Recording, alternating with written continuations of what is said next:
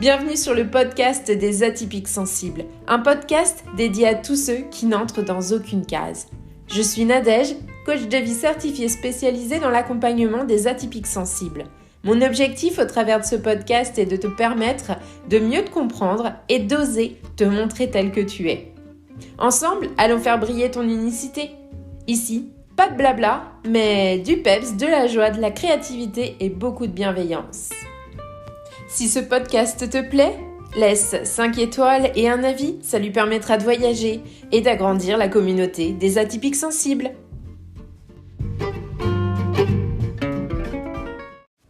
Bienvenue dans la première capsule estivale du podcast des atypiques sensibles. Aujourd'hui, on va aborder un sujet qui peut être particulièrement pertinent pour nous, les atypiques sensibles, la gestion du stress pendant les vacances estivales.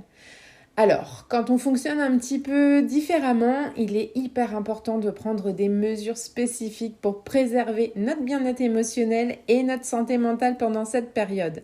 Dans cette capsule, je vous donnerai quelques conseils pratiques pour vous aider à gérer le stress et profiter pleinement de vos vacances.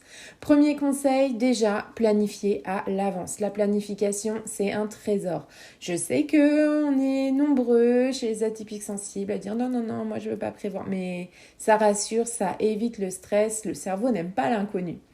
L'une des principales sources de stress pendant les vacances estivales, c'est justement l'imprévu, l'inconnu. Et en tant qu'atypique sensible, on peut ressentir une certaine anxiété face au changement et à l'inconnu. La planification à l'avance, ça va vraiment être un outil hyper précieux pour nous. Il faut prendre le temps de faire une liste des activités, des lieux à visiter, des événements auxquels on souhaite participer pendant nos vacances et avoir une idée assez claire de notre emploi du temps. Tout simplement parce que ça va nous aider à nous sentir plus en contrôle et à réduire le stress lié à l'imprévu. Deuxième conseil, déléguer. Ça, c'est indispensable. Pendant les vacances, il est essentiel de ne pas vouloir tout porter sur vos épaules. En tant qu'atypique sensible, on peut être habitué à s'occuper de tout, mais à vouloir tout gérer aussi un petit peu. Mais apprendre à déléguer, ça peut venir nous soulager vraiment énormément. Que ce soit en impliquant les membres de notre famille, en demandant de l'aide à nos amis, en partageant les responsabilités, finalement on va venir réduire notre charge mentale et on va pouvoir se détendre. C'est bien le but de ces vacances. Conseil numéro 3, pratiquer des activités relaxantes. Les vacances d'été, c'est l'occasion idéale vraiment pour se ressourcer, se détendre et en tant qu'atypique sensible, on peut être particulièrement sensible justement au stress, à la surstimulation. Il va falloir s'accorder du temps pour soi. Programmer du temps pour soi dans notre agenda, c'est valable toute l'année, mais particulièrement pendant ces vacances d'été où des fois, on a totalement oublié qu'on existait.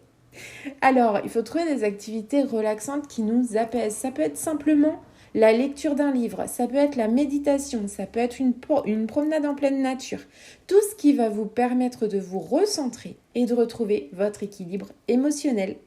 Voilà, vous avez maintenant quelques conseils pratiques pour gérer le stress pendant vos vacances estivales en tant qu'atypique sensible. Rappelez-vous d'une chose, planification, délégation, activité relaxante. Ces petites mesures peuvent faire une grande différence pour votre bien-être global pendant cette période de repos et de renouveau. N'oubliez pas de rester à l'écoute pour la prochaine capsule estivale où nous aborderons un autre sujet passionnant pour les vacances. Prenez soin de vous, passez des vacances reposantes et épanouissantes et on se dit à mercredi prochain. Ah oui, n'oubliez pas, si vous aimez ce podcast, mettez 5 étoiles, un petit commentaire sur votre plateforme d'écoute. Ça fait toujours plaisir de savoir que vous m'écoutez et que vous aimez ce que je propose.